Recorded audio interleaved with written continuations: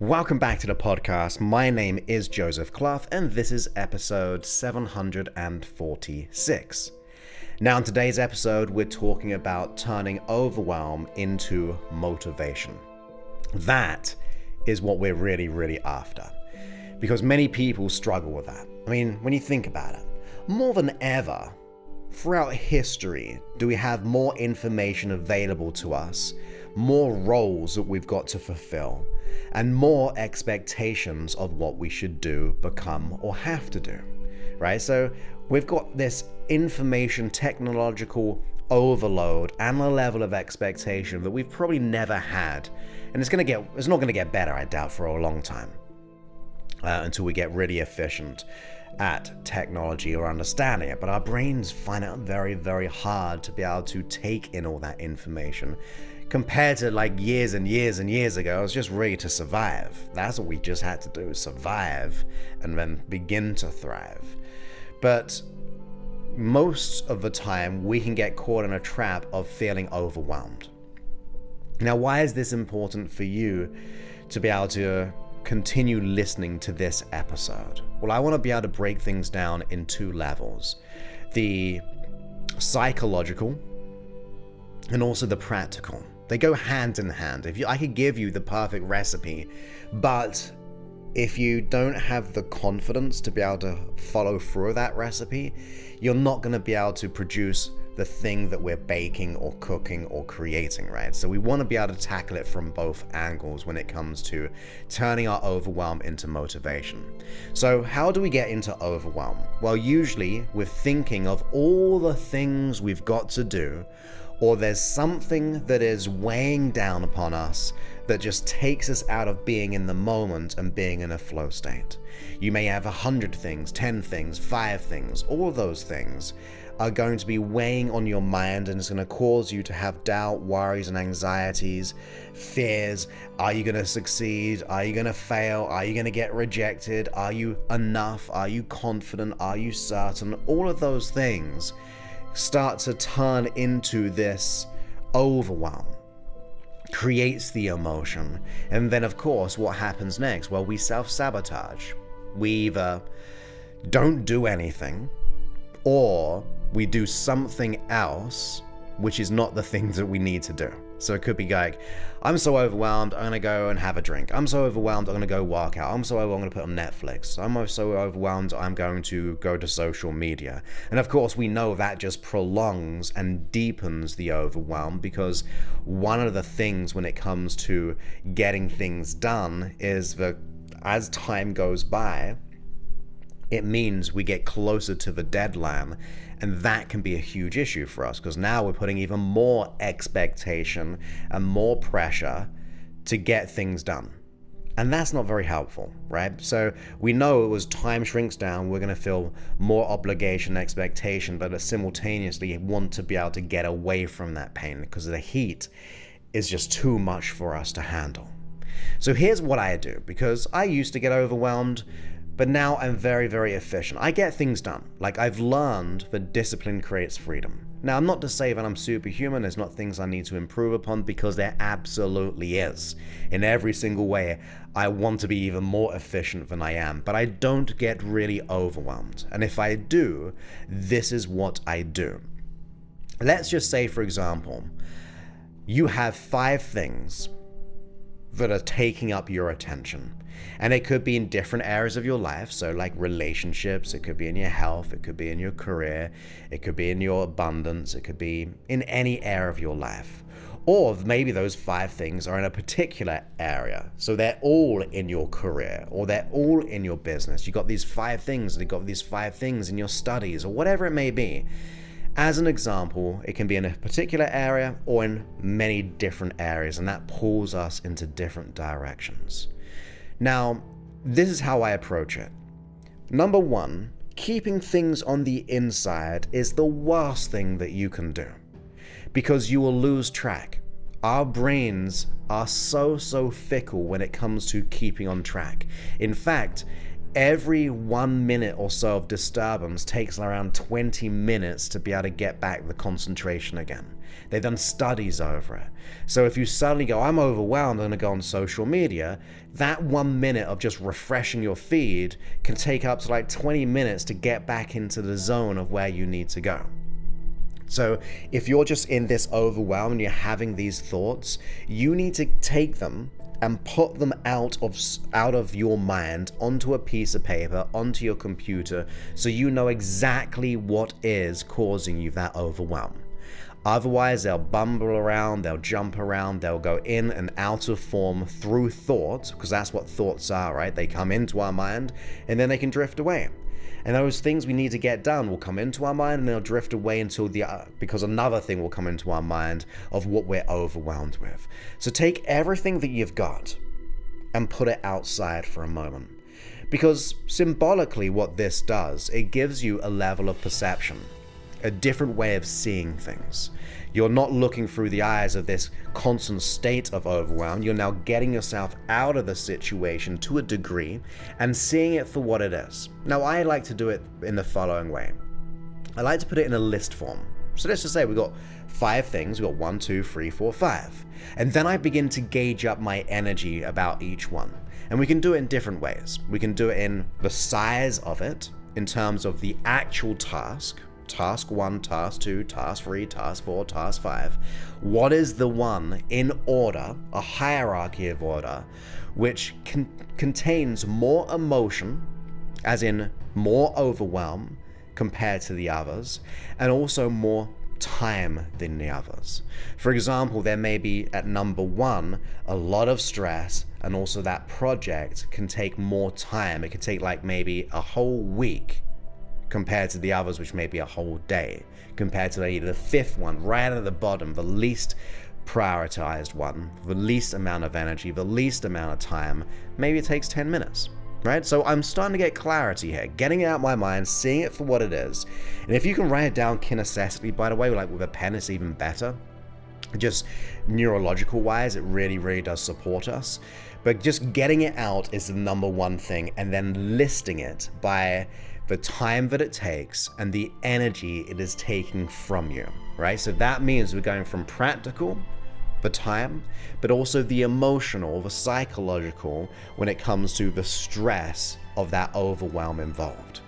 And then, if you can imagine, we have this hierarchy of order. What do we do next? Well, there's 2 options here.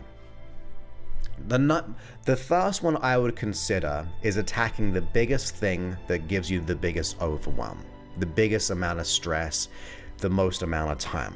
And sometimes it's not all time-based and it's more emotional-based, but let's just say I want you to tackle the one big thing. Because if we have 5 things and we were to distribute like a percentage, like the number 1 big time wasted, big emotional one has like 40% of the energy, whereas the 2nd, 3rd, 4th, and 5th is distributed with the remaining percentage. Some has 5, some has 10%, some has 25, and so on. And if I can move, say, that 40 or 50% one out by getting it done, think about how that feels on an energetic, physical level. Try it on in your mind.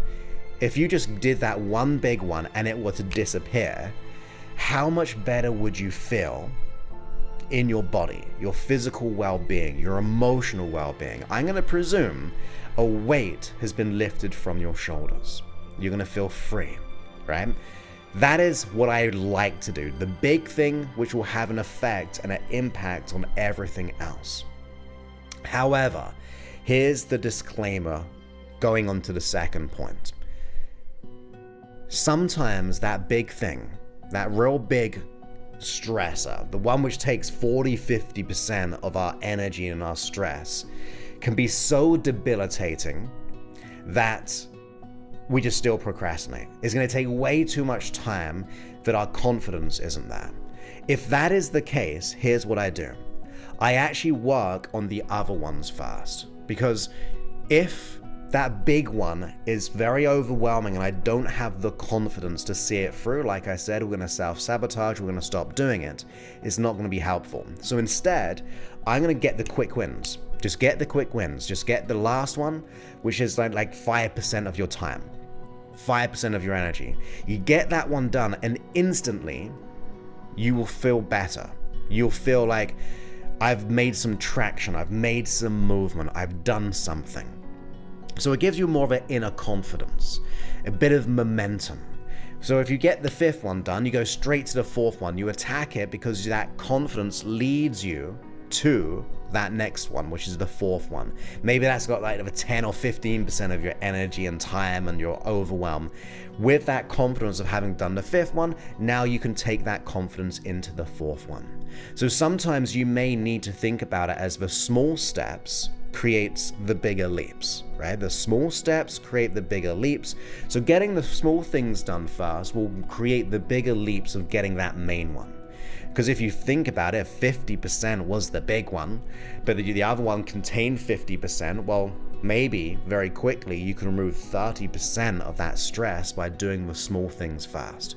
But I tend to do that only if my client would have like a lack of confidence to be able to take on the big one first. So I try to get them to get the quick wins, be able to build that momentum, get that fast, small steps going to be able to move things forward.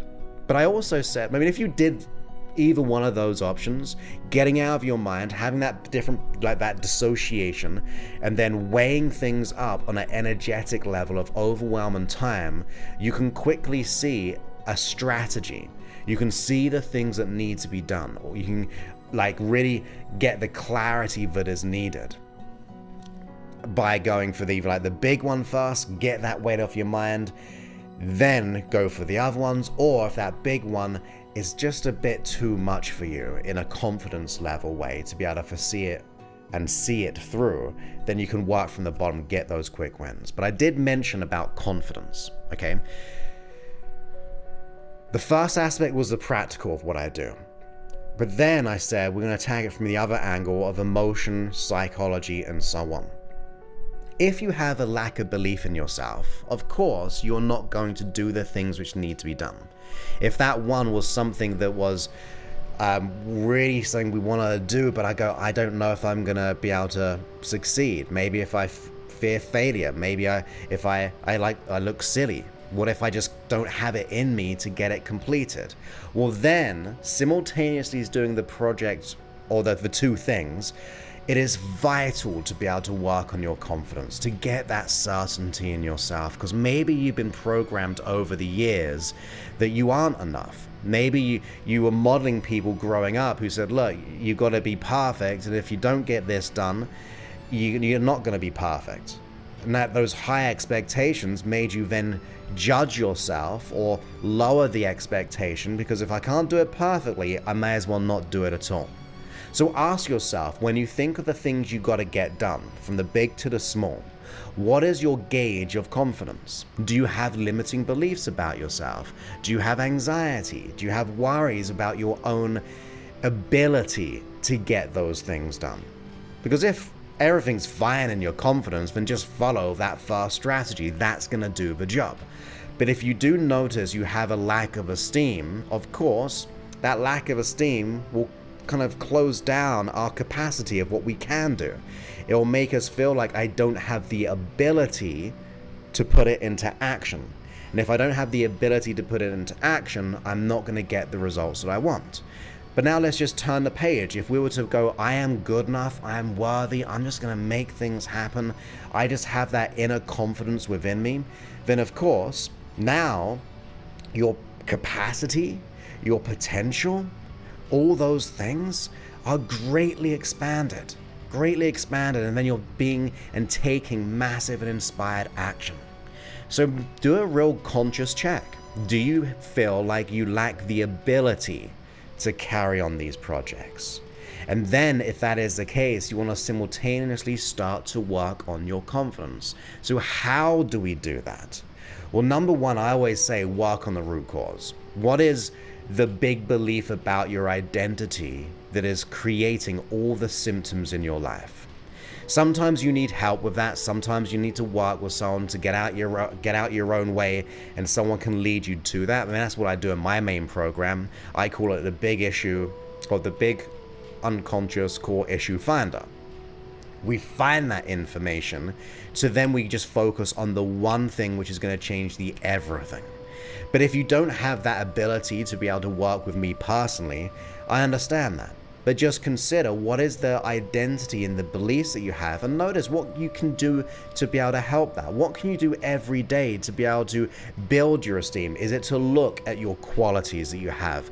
Notice what other people think of you. Write those down. Come up with all your values, the things that you're good at, and reflect upon those every morning. Is it to get into a state of gratitude for what you have, who you are with those qualities, and then be grateful for the good things coming your way by doing it?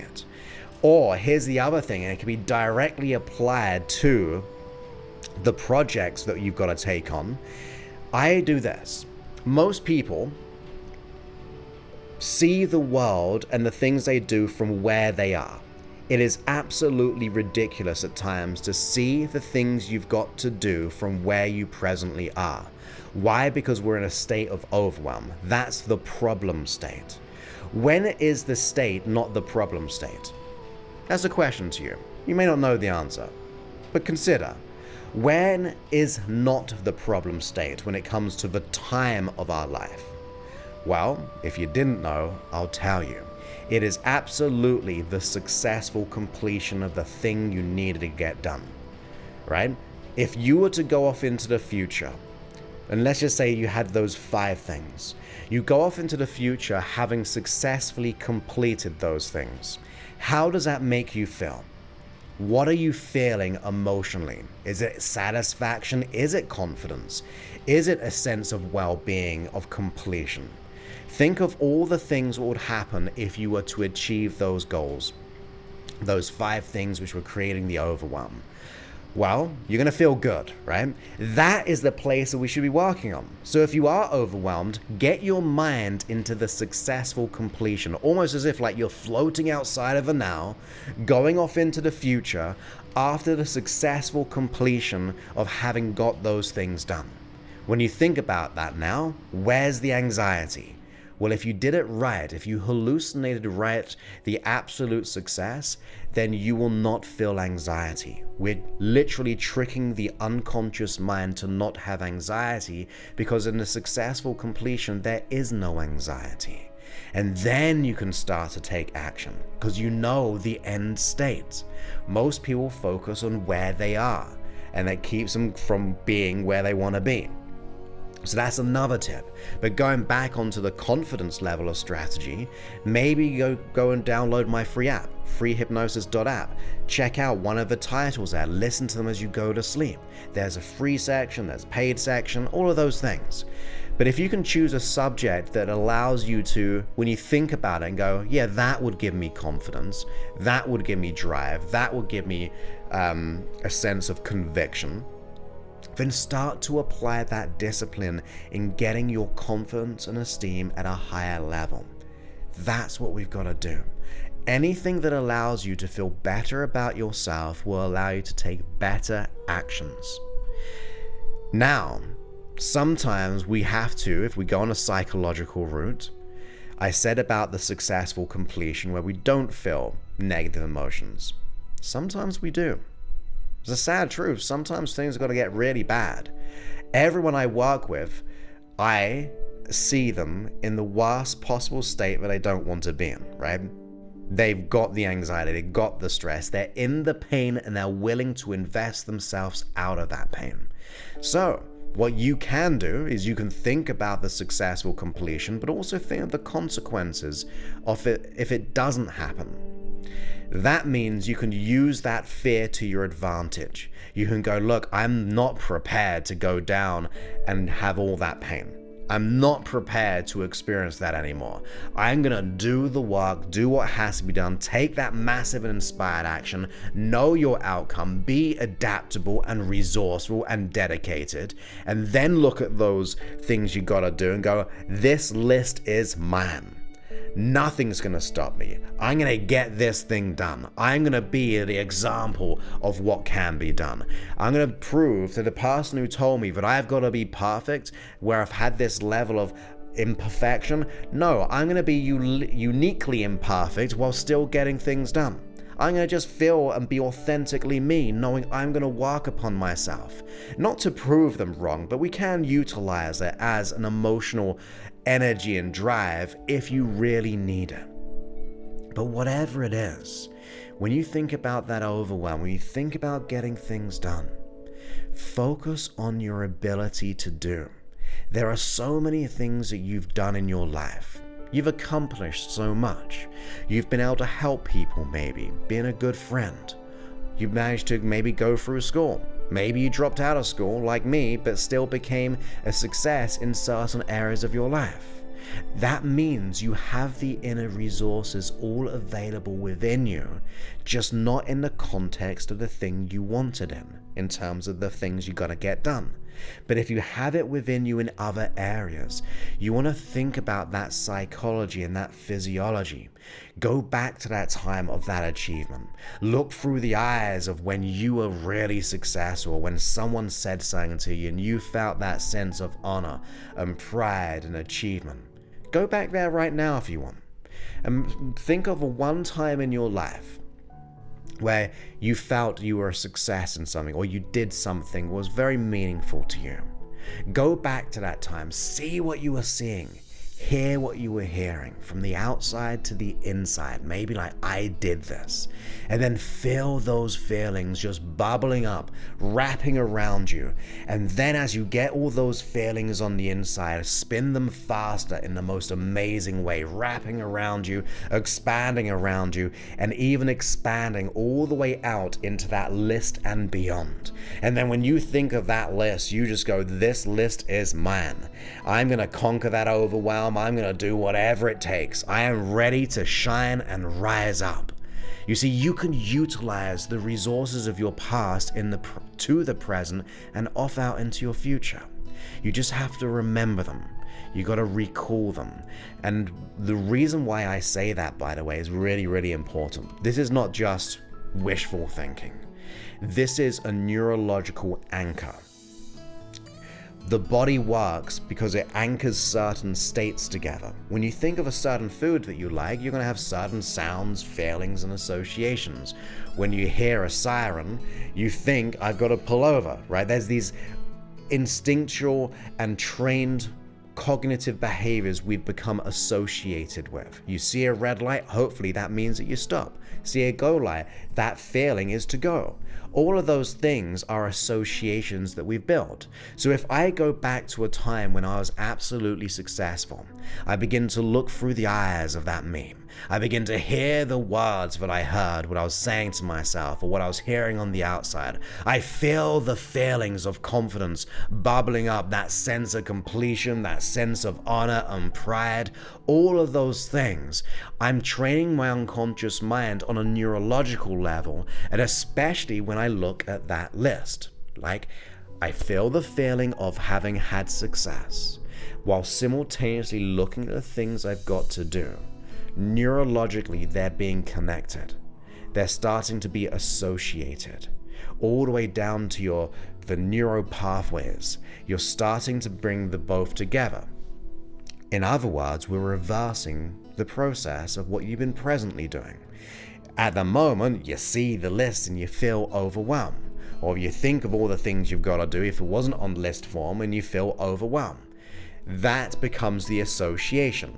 Think of what you gotta do, feel bad. Think of what you gotta do, feel bad. That means they become neurologically interlinked. So we've got to break that pattern. We've got to break the association. And the best ways are to consider the times when you are successful. Go all the way back to that time. I'll do it again with you one more time. Think of a time when you felt absolutely confident or absolutely successful.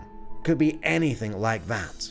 And as you think about that particular time, a specific time, recall it into your mind. Go and step inside that you. Look through the eyes of that confidence and success. And as you look through the eyes of that confidence and success, hear the words that you heard. from the inside to the outside, and feel the feelings that you felt of that success and confidence. Where did you feel it in your body? Allow it to expand, wrap it around you, expand it beyond you, double it, make it bigger and bolder in every single way. And then as you think and recall all those feelings, bring that list to mind and you go, that list is mine. I know exactly what I'm going to do. I know exactly who I'm going to be, because it is my right to feel enough and capable to do whatever I achieve, whatever I put my mind out to, I get things done. You see, that energy changes your association. It changes, therefore, your actions and reactions. That is what we have to do. So to recap, you have to, if you're feeling a sense of overwhelm, you need to get it out of your own brain. Get it on a piece of paper, get it on your computer, and list the things that you are overwhelmed about. When you list them, go ahead and then prioritize them in terms of how much energy of overwhelm or time that is connected to that list. Put it in a hierarchy from the most pressure or the most overwhelm to the least. And then you've got the two options. You go ahead and attack the big one first, knowing the weight of your shoulders gonna just kind of be free and open, and that's gonna give you the confidence to do the other small little things. Or if you do have confidence issues, attack the small ones first. Just get that belief, get that success, get that inner satisfaction and evidence that you can get these things done. And of course, if you are experiencing levels of anxiety based on your confidence or your ability to get those things done, then do the mind work, do the psychological work, the unconscious work. Listen to a hypnosis track, get that gratitude, think of your qualities, go back to that time where you could do anything. You felt like you were powerful beyond measure. Go there in the mind and your body will follow. And then bring to mind that list and you go, this list is mine. I get things done. I own this situation. And when you begin to do that, life will be a lot easier. Remember, that discipline of getting at as a habit, will give you freedom. Discipline will give you freedom once you start to work about it that way. So I hope you enjoyed this episode, some practical and also some emotional. And of course, if you ever need my particular help in letting go of the confidence issues and you're ready to really step up and go all in on your dream, it is a fully customized experience to your unconscious needs. It is something that will transform your life forever and get you out of this pain. Me and my team have kind of set up a time aside so you can actually book a call with us. It's a one-to-one call with the team. And that means you can get clear on exactly what you're going through. And by the way, that is at josephclough.info/talk. You go there, you book a time for that one-to-one call, and you fill out an application, and we get to understand where you are and what you're experiencing. And then on the call, we'll get clear on exactly what you want to let go of. We'll get clear on exactly what you want to achieve. We'll figure out what's getting in the way unconsciously and come up with a plan for you. Of course, we may not get to that place. We might point to a different direction because we are very selective, and you have to be invested because it is a fully customized experience. But those who do really make the change in the most beautiful and wonderful way. So once again, that is josephclough.info/talk. With that, my friends, I look forward to speaking to you on a future episode. Many thanks and goodbye.